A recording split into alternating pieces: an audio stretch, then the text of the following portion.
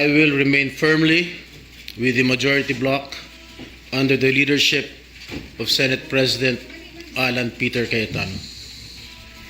Hindi ako matitinag sa anumang panggigipit, pananakot, political maneuvering para talikuran ang aking paninindigan.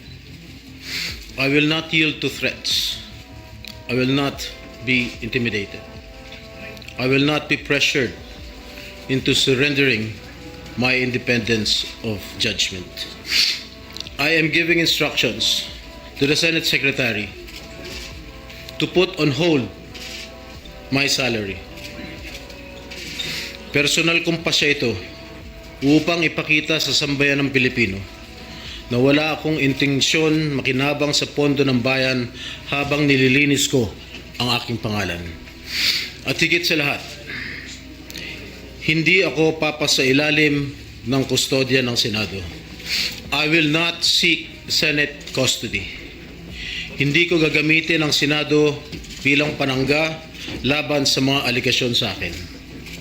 Nakahanda akong ipagtanggol ang aking sarili sa hukuman at hindi ako magtatago sa likod ng institusyong ito upang umiwas sa proseso.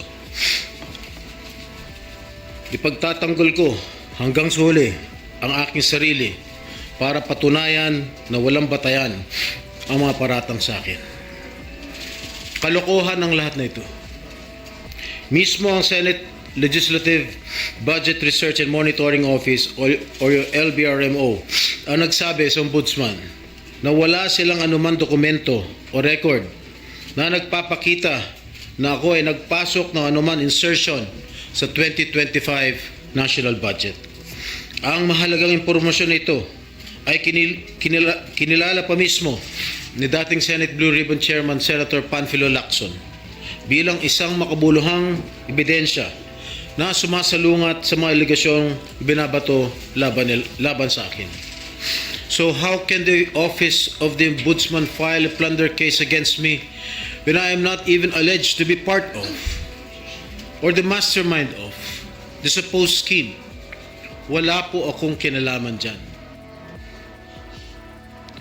Ngayon ko lang po isa sa publiko ito. Maraming beses po ako inalok na talikuran ang independent majority bloc kapalit ang pagbabasura sa aking kaso.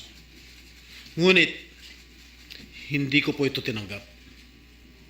Mas nanaig ang paninindigan ko na ako'y manatili sa hanay ng mga kasamahan ko sa independent majority bloc. I stand my ground. Ngayon kung tatanungin niyo kung sino sila, abangan ninyo ang susunod na kabanata. I stand my ground because what is at stake here goes far beyond my personal circumstances. What is at stake here is the independence of the Senate.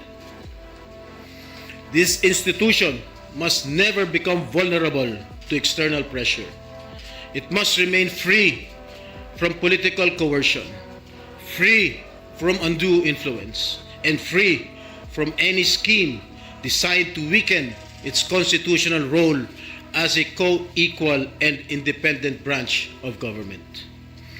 If this is the price I must pay for the decisions I have made and the principles I have chosen to uphold, then I am prepared to face the consequences, however difficult they may be, especially for my family. I will not be broken by accusations, nor will I yield to political pressure.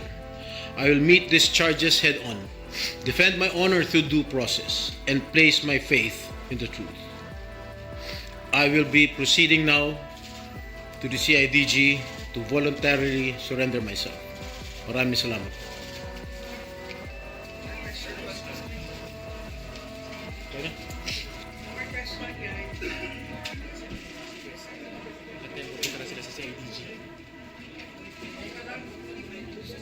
Buksan lang po yung pinto.